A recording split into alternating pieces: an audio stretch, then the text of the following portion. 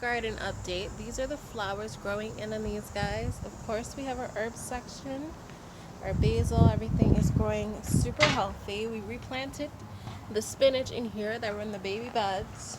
We repotted these guys into some bigger pots. As you can see, our radish and bok choy are growing well. We have these little guys growing in.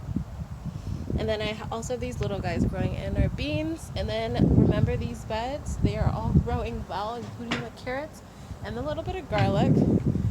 And we have a little watermelon growing in. We have our red lettuce, our kale's doing well. The peppers are actually turning red. And then over here we have our squash. But I didn't know exactly what this was. And then we came in, and guess what? We have cucumber. So all of this is cucumber growing in, heavenly and lovely.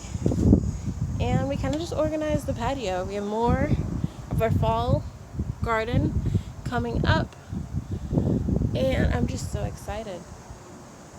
This is garlic that I was just talking about.